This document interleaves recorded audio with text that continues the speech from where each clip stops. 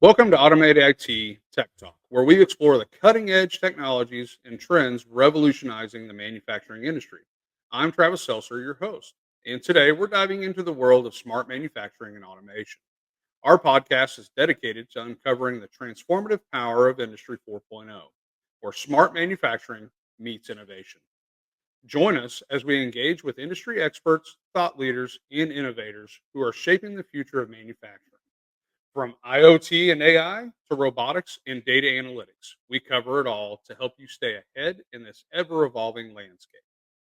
Subscribe now and be part of the conversation as we unlock the potential of automation and drive the future of manufacturing forward. Today, we're excited to have Fred Silha with Plex by Rockwell Automation. Fred is a leading expert in industrial automation and the keynote speaker for our upcoming event at the Springfield, Missouri Underground, hosted by Automate IT, Bluebird Network, and Rockwell Automation. Fred will give us a sneak peek into his keynote on Plex by Rockwell Automation and discuss how Plex by Rockwell Automation is shaping the future of the industry. It's great to have you with us, Fred. It's great to be here. Thank you, Travis. I appreciate you being here. So tell us about yourself and what you do for Plex by Rockwell Automation. Sure. So Plex as a company is a division of Rockwell Automation. We are the cloud manufacturing software division of Rockwell, and my role is to engage with manufacturers across the country and introduce the product. And the kind of problems that we solve for most typically are kind of the transition from paper workflows to more automated processes. There's a lot of focus on quality right now, right? A lot of our manufacturing customers are telling us that their customers are demanding higher levels of quality. Mhm. So we do a lot of work in helping people automate and streamline their quality processes, and basically, it's got a better handle on their business from one side of their building where they're receiving raw goods all the way through to where they're shipping their finished goods out. Okay, makes sense. So pretty broad for sure. Absolutely. However, Plex was just brought into the Rockwell fold. Is that right? Yeah, it's actually kind of an interesting origin story. Plex actually began life not as a software company, but as a manufacturer ourselves. Okay. Yeah, we started life in the mid 1990s as Michigan Screw Products. So we were making fasteners for the big three auto manufacturers outside of Detroit, a little town called Troy, Michigan, Okay. and we built what's now known as Plex for our own goods, our own needs, our quality needs, our warehouse needs, and we built it as a team, and it worked tremendously well for us, Uh huh. and it caught the attention of some other folks outside of our industry, and we were able to license that software to them and operated independently until about 3 years ago, building up a huge user base, a lot of fans, a lot of loyal customers.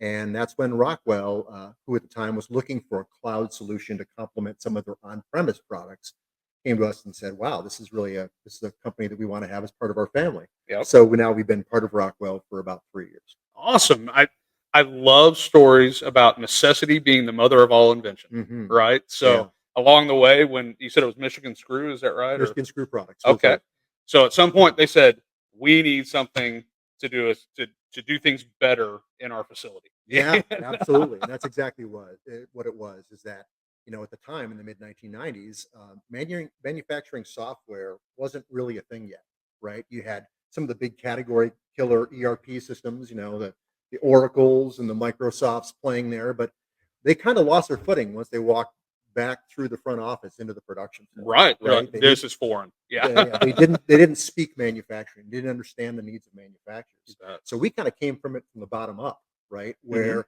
we were struggling on the production floor to solve for some of these problems, and we interviewed some of those same names, and we're like, these guys don't know our business. Yeah. So we Literally did speaking different languages, right? literally speaking different languages, and so we did arguably the toughest thing that a manufacturer can do, and that is we built our own software. And boy, it's paid dividends.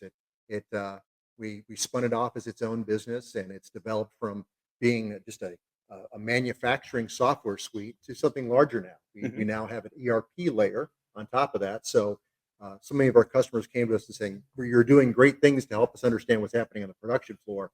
Can you help us take that same data and surface it up to our front office to help us with quote creation and accounting and finance and some of those other things?" And so over that period of about 20 some odd years, we've created I guess what's called a full stack solution now, right? Absolutely. So front office capabilities, uh, generically called an ERP layer, Hmm. but really our focus and our expertise comes to what's happening on the shop floor and all those manufacturing moments that happen that create value between one end of the building and the other. Absolutely. Absolutely. So, we've got an event coming up. That's one of the reasons you're here with us to Yep, talk more about we're that. excited. We don't want to spoil it on this podcast by Yeah. any means. So, but if you were to, tell me about how Plex is driving, and it's a buzzword, driving industry 4.0. Yeah, yeah, it is a buzzword. That and digital transformations are two of my words I hear, and I'm excited that the words exist because they do describe a thing. But the downside of both of those terms is that they become relatively generic, Yeah, right? right. And not without meaning, but so vague as to not really describe what they're all about. Inside of both those terms, those umbrella terms, is a variety of things from automation through all kinds of subcategories, right? So it's funny. I'm not a big buzzword fan, but as I talk to manufacturers and I talk to dozens every week, hundreds every year. They really tell me that what Industry 4.0 means to them in practical terms, kind of boils down to two things. It's the fact that they want to be able to take currently manual processes, the classic clipboard with paper on it, Right. the Excel worksheet, post-it notes, institutional knowledge, right, and be able to put that in a form where it's digitized, Hmm. and that way it's captured, right? Right. But they also want to be able to bring more accountability and process enforcement to the production floor. All those manufacturing moments that I described a moment ago, each one of those things creates value. Each Absolutely. one of those things is important, knowing who did them, when they did them, right? What the final outcome was.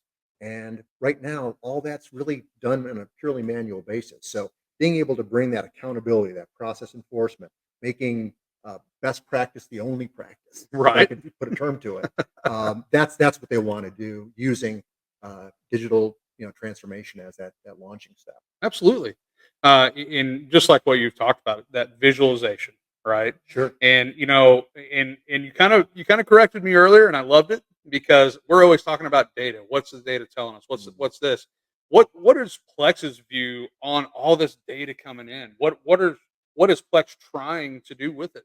Well, I think data is a reality and has been a reality in a long time.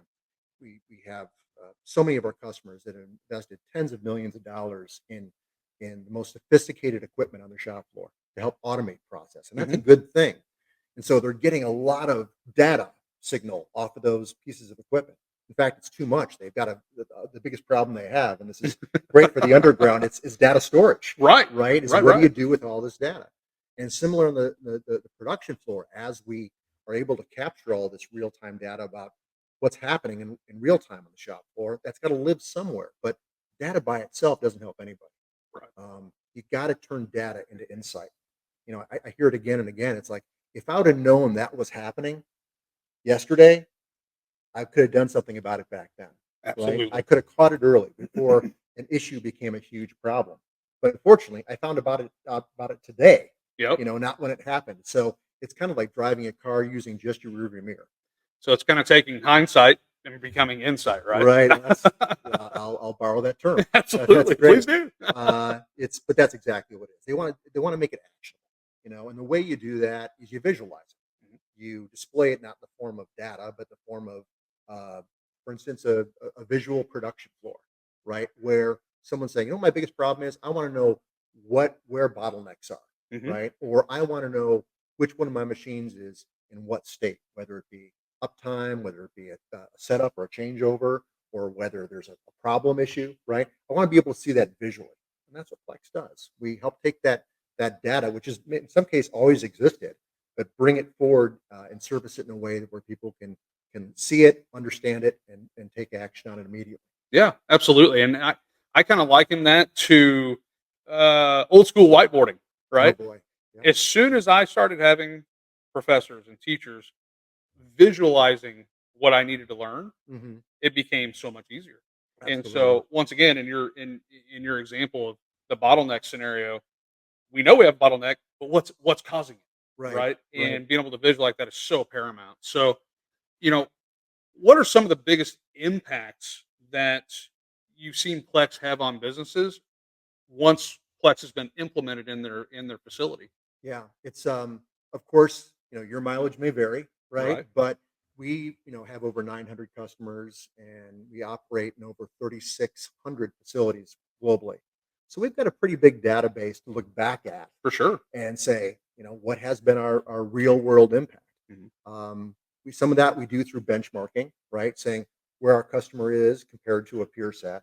But the next step of that is, okay, here's where you are, Mr. Prospect or Mr. Customer, and here's the impact that Plex has had over this period of time. Traditionally, in key metrics like scrap and rework, we're able to see reductions in scrap and rework between 24 and 36%. Uh, That's Full-time amazing. equivalent production, right? So how much quality production are you getting out of each one of your employees on average as compared to your total revenue output?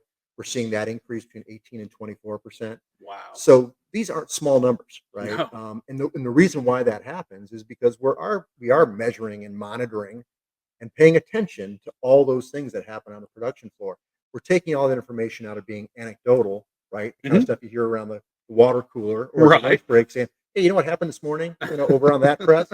We're bringing it in real time so people can actually do something about it. You mentioned visualization before, and I want to make a pretty important uh, color commentary to that.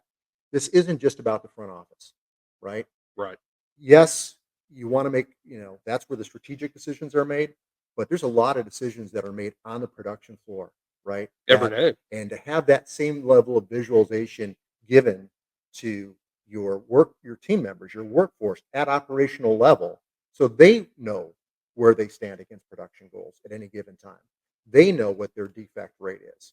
They know, how many cycles or how many parts they're producing against goal. That's important. Very much And so. people kind of view that almost in a negative sense, saying, well, that level of accountability scares people. I'm here to say that when people know where they are against their goal, then you see really good employees shine. And you see people that perhaps they need more training or need more help along the line, they're identified as well. Yeah. So we love bringing that information, that insight back to your frontline workers as well. And I think not only is knowledge power, but it's empowerment. And Absolutely. being able to empower every person on that plant floor to see where we're at versus goal in a real time scenario, Hmm. just in that same example that you're talking about is huge. Yeah, especially in this labor environment. Um, good people are hard to find, and they're even harder to retain. Hmm. So when people are involved in the process, when they understand the impact that they're making on the business during their shift, that empowers them, like you said. And it also gives them a reason to lean forward in their job and ask questions and develop more professionally. So, even though the easiest way to view Plex is being a front office tool that helps senior leadership understand the impact of the decisions they're able to make in real time, it's also a really powerful motivational tool for team members you have to feel more ownership about what they produce. Absolutely. And, something we talked about off camera, the next generation coming in to work in these factories, these manufacturing facilities, when they're coming out of school and having all this technical expertise, are they going to want to work for a manufacturer that's still running off of 1985's DOS program? Right. Or are they going to want something that's a little bit more technology forward?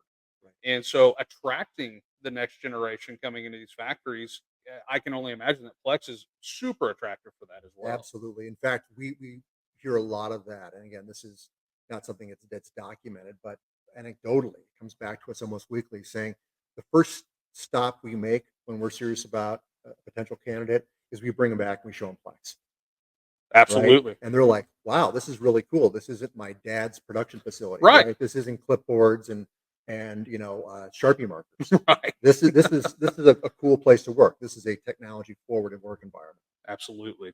So, one of the questions we always like to ask folks that we get to talk to, it's very uh uh it's a question you probably heard 1,000 times.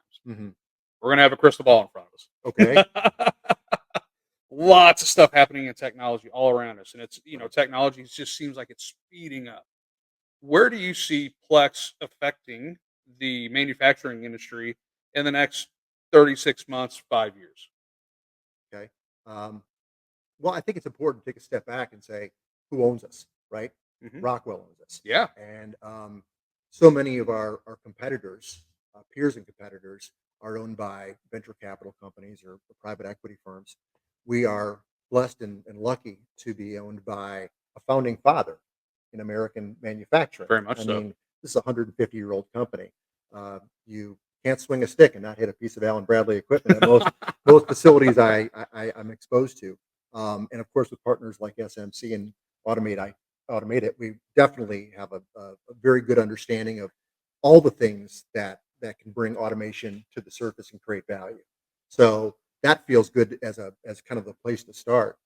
To answer your question more directly, like a lot of companies, a lot of manufacturing software companies, we're really focused on AI as well. Mhm. Um, but take a step back because when you say AI, a lot of people kind of cringe, right? Right. And I think that cringe aspect is a good thing Hmm. because fundamentally, Rockwell and Plex is taking a bit of a contrarian view of AI. Okay. The simple reason that AI is early days. And I Very think much so. 5 years from now, you're going to be able to look back. And I think the road of manufacturing is going to be littered with companies that brought on AI too quickly before they really understood its impact. Hmm. And I think there's a lot to be said about a discipline in adopting AI. And that's how we're looking at it as a disciplined approach. AI is good at some things, it's not good at others. It's not a cure all, it's not the magic bullet for manufacturing. It's powerful and we respect its power, but at the same time, we're trying to find ways where we can take AI and bake it into Plex at the right place at the right time where it doesn't present risk. Because Hmm. I think AI in general, at least at this state in its development, is represents just as much risk as it does opportunity, right? Very much so. So think about that for a second. So where can we take AI and machine learning and apply it in Plex? A couple ways we're doing it right now, and we'll be doing it more in the next few months, is root cause analysis, right? With the amount of information coming off equipment, that's just reams and reams of data that it's really, really tough for a human to analyze. For sure. But when you're able to put that project in front of AI and the algorithmic way they approach that problem, then root cause analysis becomes a lot easier. So you're able to identify issues earlier and get ahead of some problems before they became major downtime events. Another thing I'm excited about that I just learned about last week was the concept of digital check sheets. So you're going to have a quality check at operation 30, operation 60, and at final inspection, right? Right. Uh, what if at operation 20 or 30, when that first digital check sheet is issued onto the floor, we're able to make that adaptable based on quality issues we're seeing downstream. Okay. So if we're saying, hey, listen, we're seeing some a finish issue with this particular part, Hmm. right? Then maybe we make that a bigger part of the digital check sheet, and humans don't have to do that. The AI can actually automatically update the Wow. check sheet to focus on the issues that are emerging on the quality side. This is really exciting stuff. But again, Absolutely. it's being presented in a way where it plays to AI's strengths, but it doesn't let the dog off the leash because there's a lot of negative business impact if AI isn't treated with a certain amount of guardrails, right? Yeah, So you bet. that's how we're viewing it. And once again, taking that AI and being able to utilize your human workforce in the most efficient way possible Right, instead of somebody sitting there literally checking a box. right. Let the technology do it for you. Absolutely. Love it. So that's another example. And obviously, there's a lot of other ways we're considering it too. Guided work instructions. That's wonderful. Whereas AI can look at how an individual worker is handling a project or is historically treated apart and be able to make corrections in real time to a training module, right? And recommend certain training based on the behaviors and results that they're creating on the shop floor. This is another great case study or use case, I should say, for AI that allows it to be used without having too much outside business impact if something goes wrong. Absolutely. Well, Fred, I could sit here and we could chop it up for hours. This is so And we interesting, will. and we will. So, once again, we don't want to give away the farm. No. So, Like I said before, we are going to talk so much more about this. So don't want to give away the farm, like I said. So to hear more from Fred on focusing on how Plex by Rockwell Automation is transforming smart manufacturing, as well as joining other manufacturing leaders and executives, you'll want to join us at the 2024 Automate IT Manufacturing Executive Happy Hour, hosted by Automate IT, Bluebird Network, and Rockwell Automation. This exclusive event gathers top industry leaders to explore the future of manufacturing. Attendees will also have the opportunity to tour Bluebird Network's underground data center. So cool, guys. So cool. And it's definitely not something that the majority of the public gets to do. Can't understate that enough.